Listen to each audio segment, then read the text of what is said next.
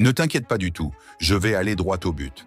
Alors, la première chose que tu dois faire pour devenir beaucoup plus fort, c'est de commencer à t'entraîner.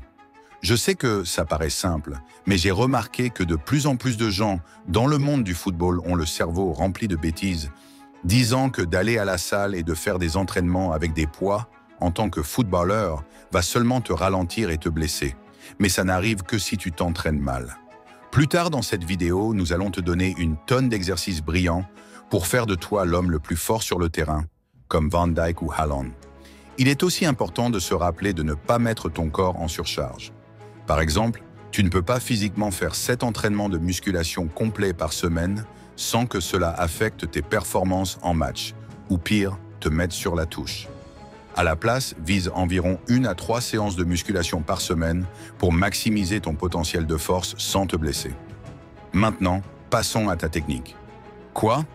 Ok, pour être plus précis, nous allons regarder comment ta posture corporelle et ton timing quand tu fais tomber des joueurs peuvent en fait te rendre plus fort en 1 contre 1. Regarde ce clip de Haaland en train de bouger Upamecano. Analysons comment Haaland a pu déséquilibrer Upamecano et comment tu peux éviter de finir comme lui. Si tu regardes Upamecano, il est uniquement concentré sur le fait de tacler Haaland et de lui prendre le ballon. Donc, il court sans réfléchir. Haaland remarque ça et en une fraction de seconde, il plante sa jambe et Upamecano entre en collision avec cette jambe, ce qui le fait tomber. Maintenant, voyons comment être plus fort quand tu as le ballon. Regarde ce clip où Hazard passe devant Pogba en utilisant sa force, principalement grâce à sa force abdominale. D'abord, il faut prendre en compte que la force ne dépend pas de la taille, car si tu compares la taille de Pogba, 191 cm ou 6 pieds de 3 pouces, à celle de Hazard, 175 cm ou 5 pieds de 9 pouces, il y a une différence de 16 cm ou 6 pouces. Cela montre que tu n'as pas besoin d'être extrêmement grand pour être le plus fort. La technique est cruciale, et Hazard le prouve. Si on décompose le mouvement de Hazard, on peut d'abord remarquer que quand Pogba tend son bras pour le déséquilibrer, Hazard tourne son épaule pour que le bras de Pogba glisse dessus. C'est vraiment crucial car ça empêche Pogba de prendre le contrôle sur lui. Ensuite, il utilise sa force pour exploser dans l'espace et s'éloigner de Pogba. Je vais maintenant te montrer un clip de Kanté en train de bouger Verratti et je veux que tu l'analyses. Après avoir regardé le clip, commente ce que tu penses que Verratti a mal fait. Maintenant, crois-moi, si tu améliores cette seule chose, tu auras un avantage énorme sur ton adversaire. C'est ton alimentation. Beaucoup d'entre vous négligent cet aspect et ça détruit complètement votre potentiel de force. Si tu veux gagner en muscles et en force, alors les protéines deviendront tes meilleurs amis.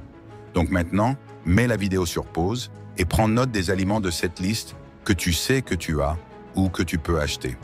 Assure-toi aussi de suivre tes calories, car il peut y avoir des jours où tu manges un peu trop ou un peu trop peu, ce qui nuira à ta progression. Tu peux trouver des compteurs de calories sur le store de ton appareil. Évidemment, tu ne peux pas devenir le plus fort sans t'entraîner, donc on a décidé de vous donner à tous une tonne d'exercices à faire pour maximiser votre potentiel de force en tant que footballeur. Le premier type d'exercice qu'on va te donner s'appelle les pliométriques. Tu en as probablement déjà entendu parler et tu penses que c'est juste pour aller plus vite, mais tu aurais tort. Pour devenir fort, tu as besoin d'un bon ensemble de jambes et d'être explosif. Sinon, tu ne pourras pas tenir debout ou avoir assez de puissance pour bouger ton adversaire. Alors maintenant, mets la vidéo sur pause et regarde quels exercices pliométriques tu veux ajouter à ton entraînement. Le type suivant d'exercices qui peut t'aider à devenir une bête sont simplement les exercices au poids du corps. Ils vont t'aider à prendre du muscle et peuvent être faits depuis le confort de chez toi. Comme avant, mets la vidéo sur pause et regarde quels exercices au poids du corps tu veux ajouter à ton entraînement. Le prochain type d'exercice qui va t'aider, ce sont les exercices pour les abdos. Je ne plaisante pas, ils sont extrêmement essentiels et sont encore négligés. Si tu veux bouger ton adversaire, avoir un tronc solide sera très utile, car tu as besoin d'équilibre. Et c'est exactement ce que les exercices de gainage et de core training visent à améliorer. Donc maintenant, mets la vidéo sur pause et regarde quels exercices pour le tronc tu veux ajouter à ton entraînement. Le dernier type d'exercice qui va t'aider, ce sont les exercices avec poids. Ce sont des exercices, mais faits avec des poids. Oui, c'est évident. Comme avant, bien sûr, mets la vidéo sur pause et regarde quel exercice avec poids tu veux ajouter à ton entraînement. Assure-toi de bien te reposer et de ne pas trop forcer pour ne pas être courbaturé pendant les matchs. J'espère que cela t'a aidé et si c'est le cas, n'oublie pas de liker et de t'abonner et surtout de rejoindre notre groupe Discord, le lien en description.